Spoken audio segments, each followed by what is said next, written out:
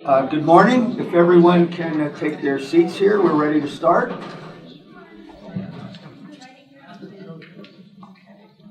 So, welcome to GW University. If this is your first time here, if it's your more than first time here, welcome back.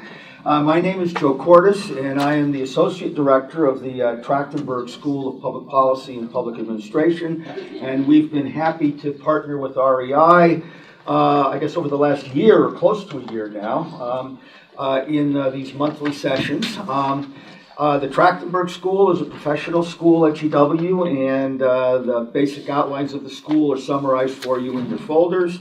We offer the Masters of Public Administration, the Master of Public Policy, and Masters in Environmental and Natural Resource Policy, and a PhD with about a total enrollment of about 300. And obviously the issue of grants and grants management is of considerable interest to any number of me and my colleagues because, like many academics, we do try to support our research with outside grants. So without further ado, I will welcome Jeff Myers and turn the program over to him. And again, welcome on behalf of the Trachtenberg School and REI. Thanks very much, Joe.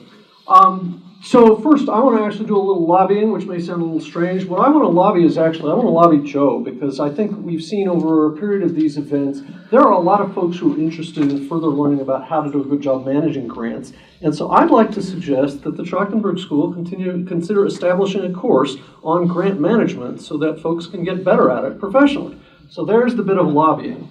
But let me actually, in more seriousness, say briefly just, REI Systems is a proud contributor to the community of grants management, helping a variety of different agencies at the federal level as well as state and local agencies. We've got several new clients, including the state of Texas and the state of Florida, that we're working with on grant management, providing both systems and technology as well as advice on processes on how to improve it.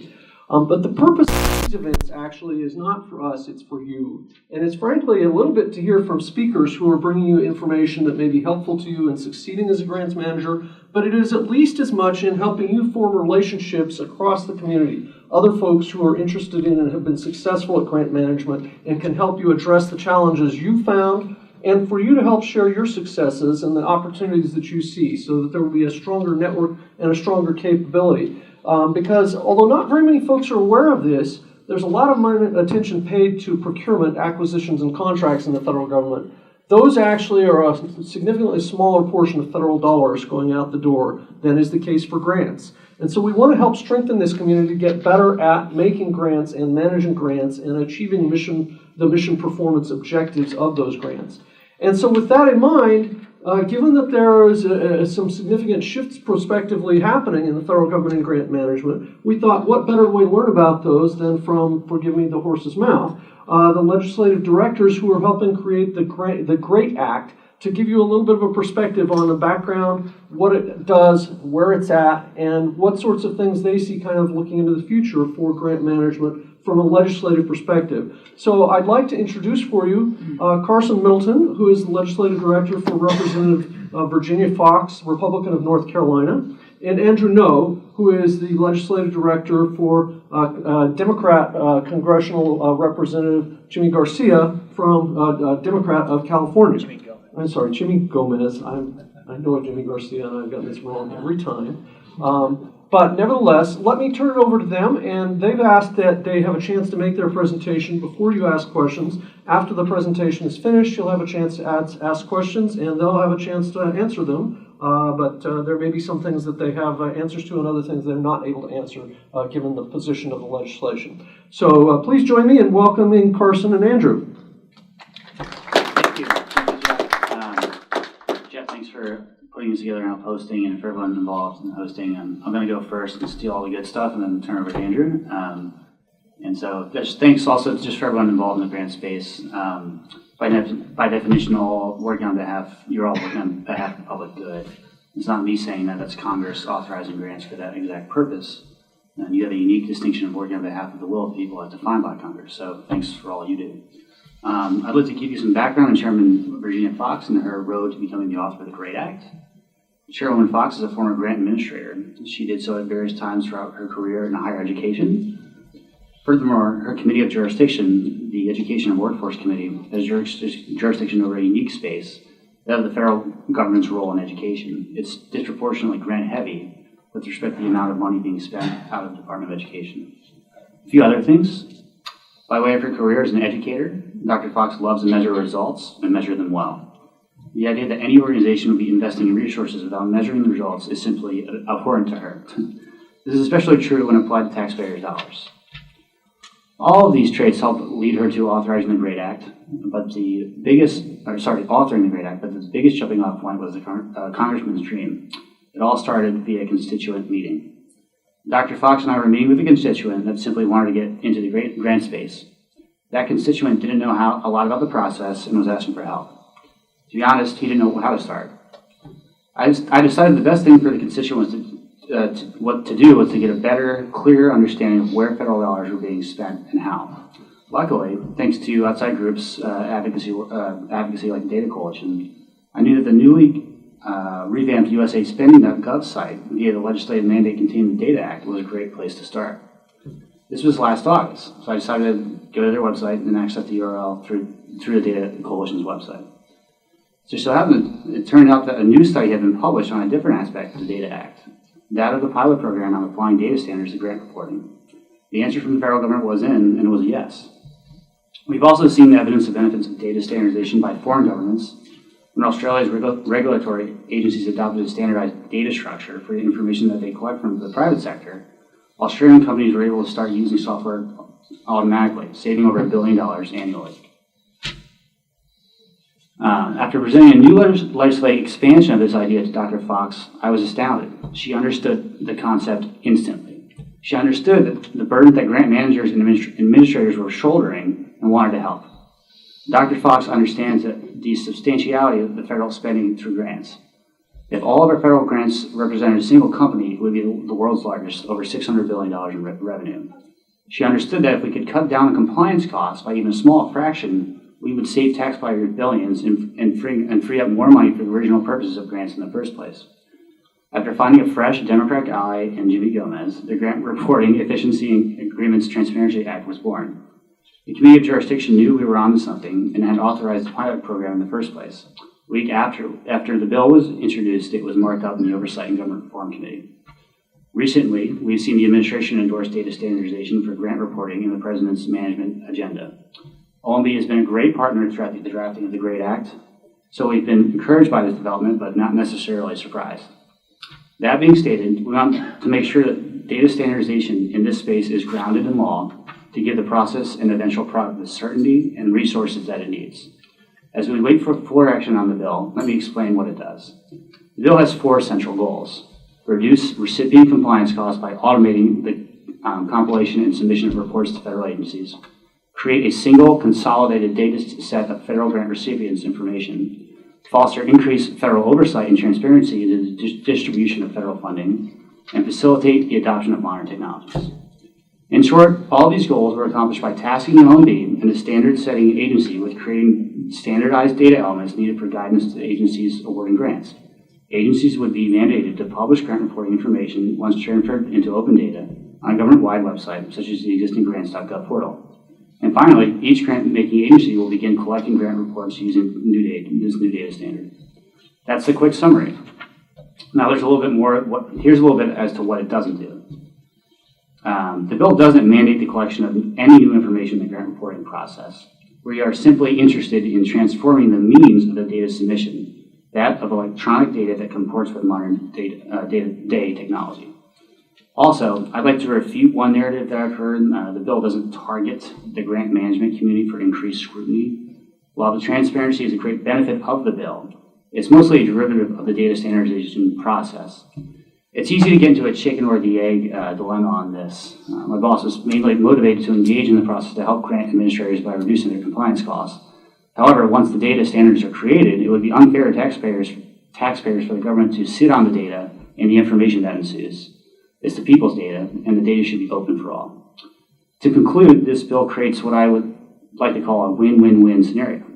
Taxpayers win by getting more bang for their buck in the public funds authorized by Congress. Grant recipients win by getting a less burdensome reporting process. Agencies win by getting better information about the effectiveness of their programs and government spending. However, it's not to say it doesn't impose some cost. it's going to create a lot of hard work for government agencies to come together and decide on these standards. We recognize that. And we want the agencies to know we will support them in their work, and we should see this project through. And we'll help be with you on that. You have a commitment and our support in that process. Lastly, this is a truly bipartisan effort amidst unprecedented gridlock here in Washington. We have a real opportunity to advance good public policy. Let's invest in legislative efforts wisely. So please do let us know how we can work together and see this project through. That's all I have on this, but I think we'll maybe have some updates on legislation and other things with the Q&A. I'd like to turn it over to Andrew. Thanks, Carson. Just by way of introduction, I'm Andrew No, Legislative Director for the soon-to-be second most junior Democrat on the House side until Connor Lamb is sworn in later today, I believe. So my boss, Congressman Jimmy Gomez, represents the California's 34th District. We represent downtown Los Angeles, so essentially the LA skyline, if you want to call it that, if you can see it sometimes.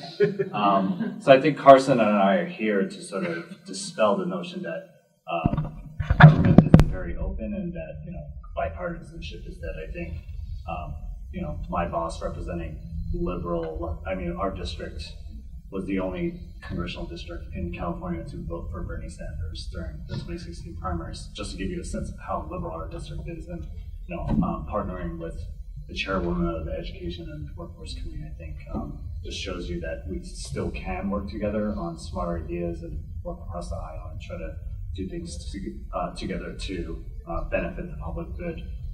So my boss is the freshest Democrat that he was able to find. But this all started in a similar way to Carson's with a meeting with constituents in August, actually. So my boss was sworn in July 11th of last year. He had 3 weeks here in DC before we went into the August recess period, during which I went out to Los Angeles and met with all the groups, different groups, lots of nonprofits. And one sort of theme that kept coming up was, grants. How do we get into it? How do we manage it better? It costs a lot of money for them, especially for the newer sort of, organizations that are trying to apply for grants that don't know the process and also tend to be a lot younger and tech savvier in Los Angeles, just given how our demographics are changing. I'm sure you all heard of Silver Lake at some point. But it's right in the district right next to ours, and there are a lot of organizations there who are curious about this. So, taking that back with me to DC, I linked up with Carson from previous work together, and this just made a lot of sense. And Carson already went through the details of the bill. That's just sort of the genesis of my boss joining Dr. Foxx on this, strange bedfellows. But I think both our bosses hold near and dear the idea of making grants more accessible, making public dollars work better for the public good. That's true in a big city like LA, and a relatively rural district like Dr. Foxx is. So that's how we came together to ultimately work on this. We wrote there are many drafts of the bill. We went back and forth on the standards and different things, and ultimately, I think I overheard a few people from OMB and HHS being here this morning, sort of with the idea of working in a collaborative nature with the agencies to achieve our goal, which is to make public dollars ultimately work better for our constituents, the people we all represent. So with that, I'm going to be like my boss and keep my remarks very short and just start taking questions. I would like to add, for maybe the industry people here, we're very cognizant that please be cognizant this is still a bill, not law. And although we do, in the bill, there's a consultation phase with OMB on these standards, it's not the appropriate, there are things going on in the background, I'm sure you know that, but OMB is not tasked with this yet. So please do not, stick the dogs on OMB with any problems, because or at least don't say that we told you to go talk to them, because it's not in law yet. So thanks for that. So I encourage you to ask questions. We have a limited amount of time because I think that the speakers have until 9:15, 9:20 or so. And certainly other folks can discuss. We do have some folks who are online, but Dr. Cordes All right, from well, George Washington, let's have you kick it off. So very quick question, which part of OMB would be tasked to do this, if you know? Is it OIRA or other parts of OMB? Or? OMB generally. Okay, thank you. Yeah. Jeff Johnson with HHS. Hi, Jeff Johnson, HHS. Really excited about the bill. I think data standards are the way to go. But one of the challenges, which you just brought up, was within, we create these data standards, we have a standard definition, but we still have a Paperwork Reduction Act requirement. And that it'll still create a barrier to implementing the data standards. So is there a way that the bill could be phrased or utilize the Paperwork Reduction Act to say that the standards have been approved, that there's a governance set up by OMB, and then those will be exempted from the Paperwork Reduction Act? I guess, can I just, any specific barriers through the Paperwork Reduction Act that you would like to see addressed? Yeah. Sorry. Yeah, I think that's because it's form-based. Right. So data standards is data element-based. Right. When we provide a form, we can't use those data elements. We have to get those approved again and go through the burden collection. That would be the I in OIRA. Right, exactly. We'll definitely, I'm happy to hear that, and we'll definitely work with you going forward. I think one macro concept to understand is that we do authorize kind of blanket authorization for OMB to make exceptions, and so that I think there is wiggle room for them to create in their guidance exemptions on that basis. Yeah. So maybe whether it needs to be addressed in the legislation or perhaps we can report language or even maybe to the consultation phase, we'll be happy to work on that. I think report language is probably the way for us to go in terms of doing that. I mean, I'm familiar with you guys at HHS and the paperwork stuff, so we're totally willing to be as helpful as we can. So we have a question from an online viewer on the webinar. All right. How do you think this bill will affect small businesses? It seems like implementing these financial report systems are probably expensive. I assume the small business they're referring to would be a grant recipient, so it would only help the grant recipient. I would just need to know what kind of small business they're referring to, but I would say one thing that attracted us to this was the idea of smaller players in the grant recipient world, nonprofits that don't have a lot of money. They're disproportionately affected by high compliance costs, and so one great benefit of doing this is we can get more competition and more people into more players having access to the grant making or grant recipient field, because they'll understand that there will be less compliance costs associated with doing so. So that's something that was attractive to us. Not to make this adversarial or a competition, but my boss and I came to this with the idea of helping the smaller, newer, organizations out there achieve the compliance costs without hiring a 25-person team of compliance officers. USC is right next to our district, without hiring the team that say a USC would need. So we're very, very keen on helping small businesses and smaller organizations achieve their goals. Hi, Doug Godesky, Corporation National Community Service. First, I want to preface, I don't know Silver Lake. I'm more of a on Golden Pond kind of guy at this point in my career. Been doing this for pushing 40 years, and I'm on the finance side, all for what the Data Act has done, and a fan of what the GREAT Act will do. So I want to just, one quick part of my question is to clarify this is programmatic reporting. And my second more complex question is, I put in nearly 15 years with HHS. From the Clinton administration on, there's always been an effort to standardize programmatic reporting. They basically failed at the agency levels. What's going to be different this time around that government-wide standards, which theoretically could even be more challenging than agency level programmatic standards for reporting are going to be a success? It's a good question. I think one thing we're very cognizant of is that a lot of the grants programs are authorized in statute, and so you have a lot of disparate requirements because it's hard without going into the statutes and changing all of them line by line, which would just be a Herculean effort, which I don't think we're not interested in doing necessarily. It's difficult, and I think you raise another challenge on the programmatic aspect. I don't think I have the wherewithal to answer that. We do task OMB with this, and I think I don't really have the expertise or the wherewithal to essentially answer that question. I'd like to ask a question, since many of us in the kind of the private sector and the executive branch side of government aren't as familiar with the legislative process. Tell us a little bit about what the stage of this might be with respect to the Senate. Is it been introduced? Are there sponsors?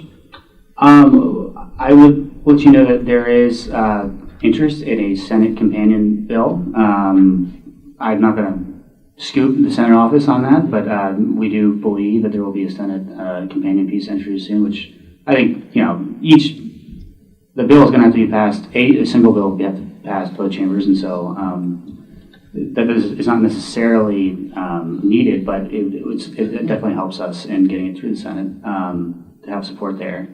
In terms of its status in the House, we passed them through the committee and a markup. We're waiting on a CBO score is probably the biggest thing we're waiting on at this point before we'd be eligible for a floor vote. But we do think this is ready and ripe for floor passage, and so it passed through the committee and markup by voice vote, and so what we believe that's a good sign for its chances of getting to the House. Eddie Whitehurst, NSF. So you both said that your constituents needed help with understanding or wanting to have more information about grants. Yes. So my question is the intent of this to make USA spending, when a constituent goes and reads the report, is it to give them better information about what is being funded, or how is that helping them apply or understand grants? That story was tangential in a way. There's always every district office. I think Andrew can attest to this. Maybe like half the jobs of district offices is just talking to constituents about grants and trying to help them navigate that. And so we see this as if we can just get compliance. There's plenty of hurdles to get into the grant space, but once you're there, or for those who are assessing to get into it, we see this as lowering the barrier to entry and the assessment of getting into it. And that, if we can get compliance costs down for grant recipients, that's going to make it easier for people to get in there. And generally, you talked about kind of the transparency elements. I think it's good for anyone, any taxpayer, any person in America, or anyone internationally, just to be able to see where our taxpayer monies are going, and kind of measure for any purpose. If they want to get in the grant space, they have a fuller understanding of what's working or what's being programmed out. But again, sorry to ask a follow-up question. If the goal is to help reduce burden for the organization, so let's take a nonprofit. Yeah. This nonprofit has a HHS grant. They have an NSF grant, which is science. They have a health grant, and they have, let's say, a National Endowment for the Arts. They have an arts grant. Is the goal to help them by having standards related to health, standard language related to science, standard data elements related to arts, that when they're reporting, it's easier for them to file the report? Yeah, let me, I wanted to bring this up actually. So one thing, I think there's if you read the bill, there's one kind of missing element that has to be advertised, which is like if we build it, they will come, understanding that if the data standards just get written, software can be developed, and software will be developed because of the market opportunities there. And so that software is really, that's not really explicit in the legislation necessarily, but that is kind of the missing piece of this, which is if we can get the right software developed based on the data standards, then automation will help in the reporting process. So yes, those standards could help going across different grants, or just even with them filling out a single grant reporting requirement, that they could autofill certain information that's stock, then that's going to help as well. But I mean, yes to both. Cutting across different grants they may have, or just even filling out a single grant reporting report could be streamlined. Yeah, that future automation is sort of implied in the bill. We've talked about it extensively, just bouncing emails in person, but it's sort of implied in the text of the legislation. Let me ask, there is something that I think the government's done that's fantastic, which is put together grants.gov, because again, we have thousands of organizations that are applying for grants, and there's a lot of confusion about where and how I do that. Grants.gov helps quite a bit by kind of giving a single portal. But the fact is, of course, that all those thousands of organizations, they may have separate staff, separate consultants, separate technology to prepare their own application. I wonder whether or not, as the GREAT Act goes through and says, all right, well, here's ways to reduce the burden of reporting, is there any similar sort of a plan that you imagine that would not kind of remove the discretion of the individual organization on how they develop their reports, but similarly perhaps give them a less confusing place, whereas just as was suggested, a single grant recipient may be getting grants from 4 different federal agencies.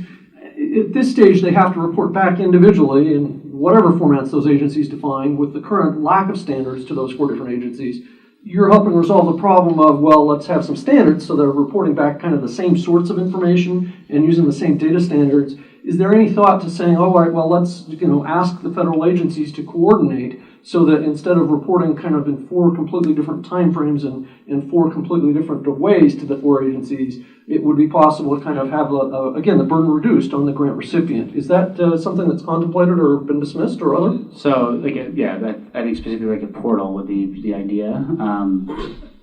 I've heard of it, but I think that there's enough authority granted in the bill that if that's helpful to the process of accomplishing the data standardization and gathering, that could be something that could be created through the executive branch pursuant to the legislation. This is where Carson and I might disagree a little, but as the Democrat, I'm all for creating another government agency. Just give money to HHS. Plus HHS would be great, but no, just.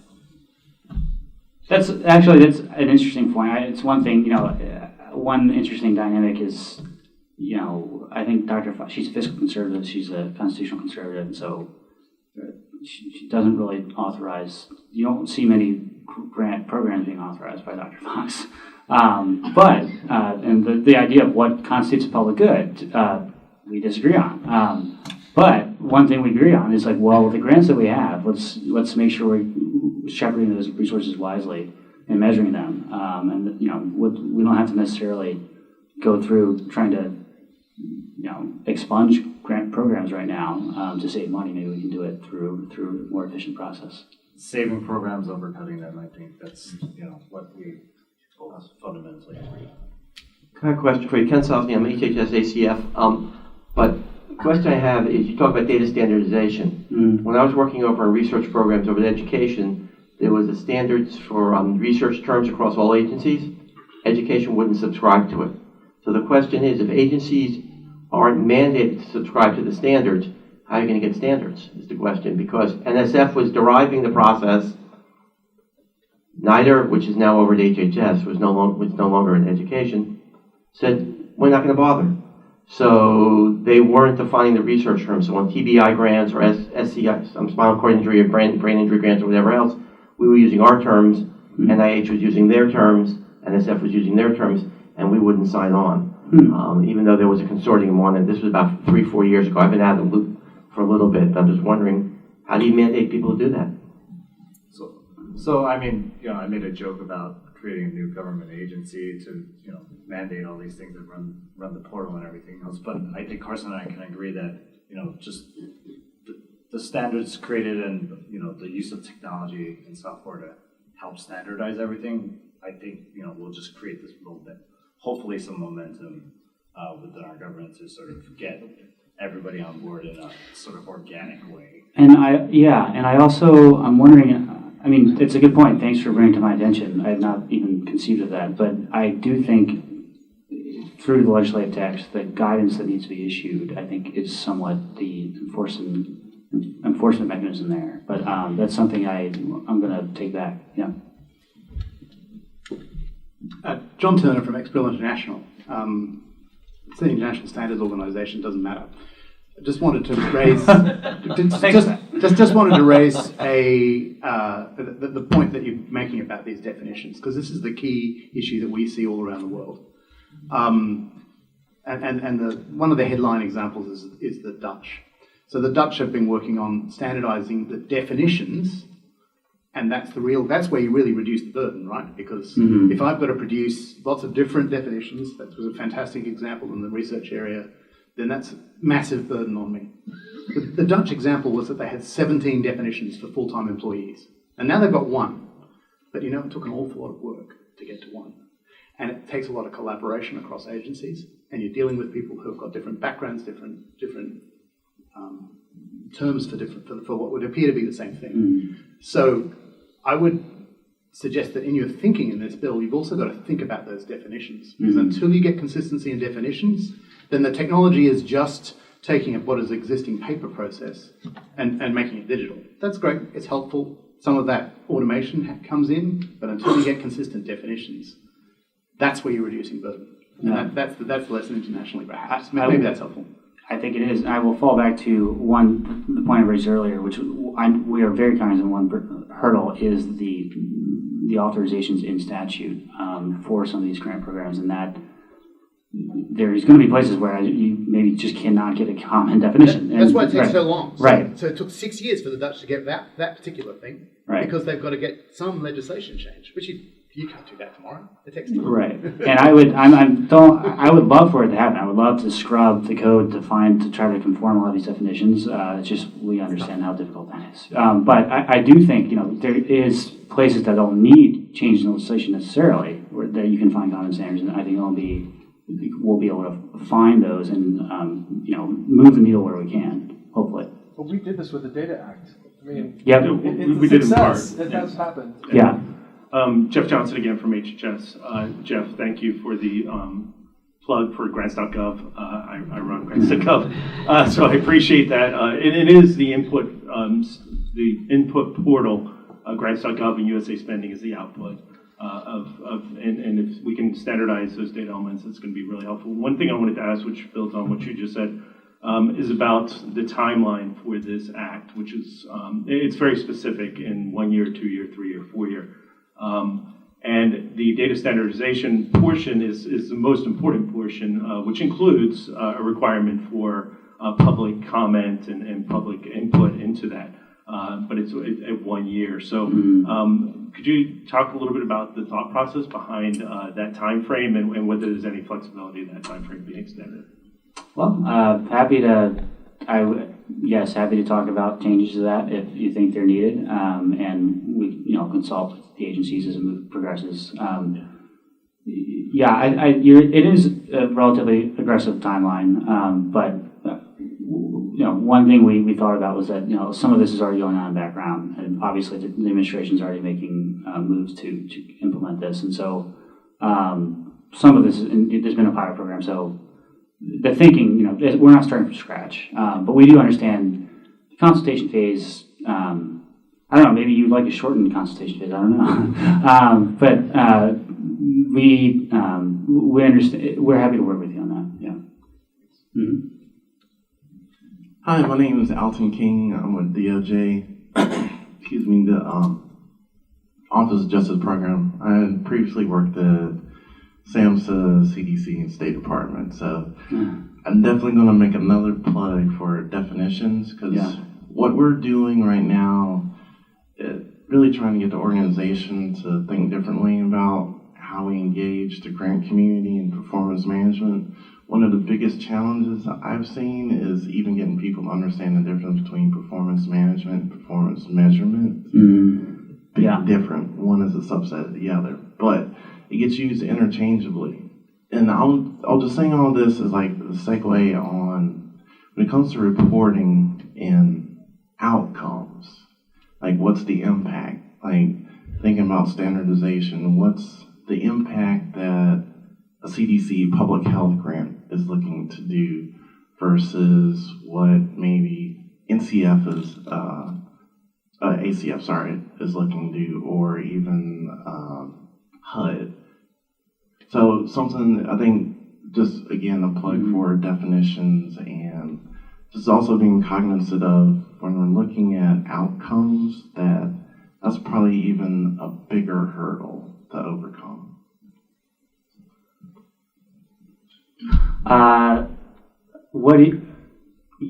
Yes, the outcomes issue, I imagine there's, that's gonna be a hurdle, but if we can, part of this is, I think, is just getting the information out to the public, and kind of letting it fall there, and we'll be able to broach outcomes measurement, and I think, the data, I think, has to be more transparent and before we start talking about outcomes in many respects. So. I think outcomes are the last end of this equation, whenever on the timeline we do get there. Hopefully Hudson and I aren't still on the hill. Andrew, I've told the folks online are having a little bit harder time hearing you. Is it possible maybe you could use Carson's mic in case there's something wrong with your mic? Yeah, sure. So outcomes are, the last end of this equation, and we hope not to be here still talking about this whenever that happens. But the outcomes are very important, and especially for my boss. You mentioned justice programs, ACF. I mean, I am personally, both as a person and staff, are huge fans of what you guys do, and understand that measuring the outcomes and so justifying the different dollars you send out to the different organizations. And I assure you, like, whoever is in this seat, whenever we get to the outcomes part of the equation, we'll just as fiercely try to help you and ensure that the outcomes are protected. May I myself ask, data standards, which are seemingly an important part of the Great Ag, come in at least two different flavors, and one the gentleman from XBRL suggested is things like full-time equivalent employee or grant award date or fiscal year, which are relatively innocuous and presumably can kind of be applied to all grants. But others might be, for example, what was the return on investment or the program outcome from a community development block grant versus a scientific research grant by NSF? And my presumption is that the first set of standards are the easy ones to get to, even if they take 6 years. And the second set of data standards may be much more difficult, if not impossible. Can you tell us, does the GREAT Act really contemplate kind of both, or primarily the former, or how can you clarify? Yeah, contemplates both, and I think again, I fall back to the kind of discretion we give to OMB. We want the macro goal here is to put everything on the table, and then if things need to be exempted or fall off the table, well, we'll broach that when we get to it. But we think it's the safest place to put everything on the table, get the standardization that we can get, understanding that maybe it's not a matter of, it's still tied to definitions, but maybe it's just a matter of tension, that political tension even. But we want to standardize where we can. Yeah. So we have another question from the webinar, the live stream audience. This one seems to be from an Inspector General. He says, or she says, sorry, I'd like to know how the Act might take Inspector Generals into consideration. Is there something included in the legislation to ensure Inspectors General would have access to any kind of new reporting portal or capability? No. The goal here is to get the information, well, first of all, create a streamlined process and then have the data be public. I don't think it would impede Inspector General in any way from getting either information that is not public, or obviously if it's public, they would have it. I guess, I don't know, I would have to have a dialogue, I guess, if there's maybe devil in details if they're concerned that certain information shouldn't be public before they have access to it. I'm not sure. But I will say, on that note, we do have robust privacy protections included. We use the FOIA standards for protecting information. And again, we even have the rule of construction in the bill makes sure that we're not collecting any new information. It's not pursuant to grant reporting. So it's something, privacy and the protection of sensitive information is definitely a goal of ours. I don't particularly have a question, more of an observation from some of these comments that were brought up.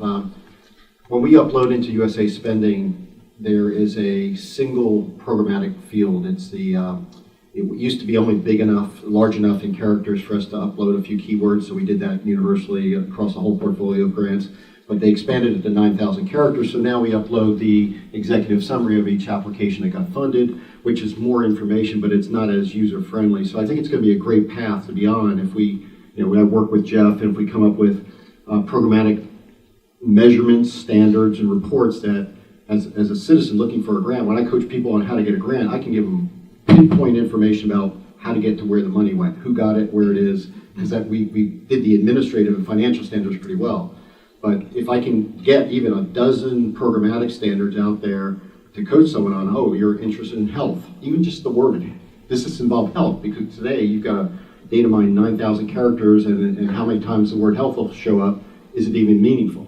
So that, I think it's a great path to be on, and I'm hearing incremental is going to be embraced. That's the name of the game.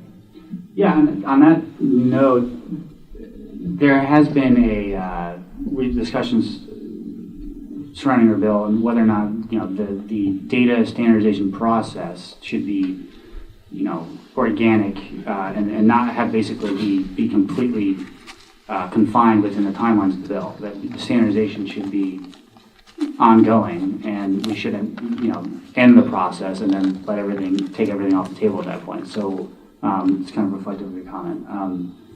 And also, if you'd like to create workshops for our district offices, given your background, please do be in contact. Yeah. I was just gonna say, I think Carson and I agreed back in August that this is going to be one of those rare pieces of legislation that leaves it open, and where policy kind of tries to keep up with the times.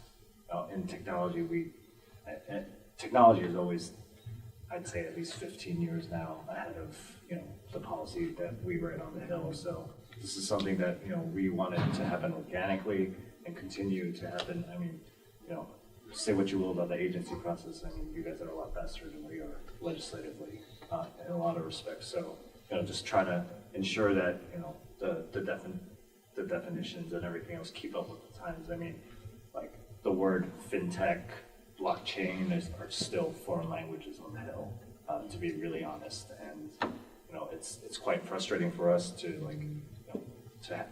those of us that have a little bit of a background in it to work with the process that just doesn't keep up with the time. I mean, the idea of full-time employment, it came up during the ACA, not to open up that bag of worms, and we're still legislating that right now back and forth, and we have what we have right now, but I assure you we're going to try to change that again. And on that note, our bill, we have kind of first principles for what the standards should look like, but the last thing we want to do is be overly prescriptive so that we wed agencies to a specific technology, which maybe 10 years from now gets disrupted. I mean, so that's definitely on our minds. So let me make kind of a point, pulling a couple of pieces together. First is, I'll put my cards on the table. I would support this bill. I think it's going to be terrific in a number of ways. Second, the getting the machine readable reports in and data in will allow, just as the first person from a Corporation for National Community Service suggested, you don't have to identify in advance the 12 keywords and get everybody in government to agree on them. In fact, if you post, for example, that grant application with its 9,000 words, text analytics will allow someone who goes in from a prospective grant applicant's role and says, I want to find all the grants that have been made to someone who's doing health, or someone who's doing public health infant mortality reduction. And the text analytics, if not immediately, because the grant data is not all standardized, after this bill is passed and been implemented, text analytics will allow a grant applicant or a prospective grant applicant to go in and search and say, are there any grants that have been made to this area? And if so, where and when and by which agencies and who and for how much? And so eventually, again, that text analytics can't take effect until a bill such as this passes, But that will make it dramatically easier, I suspect, for applicants to kind of figure out where and how their capabilities mesh up with the government's interests and priorities through funding. Richard Brundage, HHS. The bill requires publication of information on a public website, I believe 4 years down the road. What discretion will individual agencies have in protecting sensitive data or information on such website? I mean, OMB will be able to make exemptions, but the agency, FOIA is the standard we're using. Can I ask, is there other information outside, like personal information that comes to mind? Information that could be sensitive to the grant recipient itself that's reporting. There could be federal information that could be sensitive to the federal government. I'm curious as to if there is any process to protect proprietary or sensitive information that could be posted on this public website. FOIA is the standard we're using on the sensitive information. I think there's, perhaps classified information or something. I'm not aware of any that will be disseminated in the grant reporting process or anything like that. And so I understand your question. I think we do have good protections. If there is a in the consultation phase, we actually mention privacy experts. So that's another thing to take home. But I think the burden should be on transparency and not necessarily protection. We definitely, exceptions for protections need to be made, but we want to make sure that the burden is on publishing the people's information with respect to the people's taxpayers' dollars. So, yeah. Thanks. Actually, on the privacy end, at least for us in Los Angeles, obviously high immigrant population, and a lot of the nonprofits that receive grants have to report some of that sensitive data. But the FOIA protection, I think we're good enough for my boss and I, because I think at least our constituents are much more comfortable giving what they deem sensitive data to let's say the California endowment, as opposed to giving it to ACF or justice programs or anyone else. So I think the FOIA standard was enough for us. So let me ask one last question then in respect to the time commitments you described you had, or constraints you described you had. We'll close out. You all are a little bit unusual in this forum in several different ways. One is you represent the Congress as opposed to the executive branch, which are the usual speakers. But you also, to some extent, in your kind of constituent interaction role, represent grantees more so than many of the folks who happen to be here in Washington. There are of course folks on live stream who are more representative grantees. But I wonder whether or not in your interactions with constituents, is there any advice or request you would make of the federal grant management community that is well represented, at least in this room, and I think online to some extent as well? What would you ask of the administrative agencies to help make lives easier for your constituents? You've got a lot from my boss's angle, not just in this space, but with continuing, I guess, in the grant recipient, I don't have anything necessarily to say. I just want to keep the conversation on the fact that I think this is a win-win-win scenario. And we understand, again, the agency is going to entail a lot of work, and we want to be supportive of that.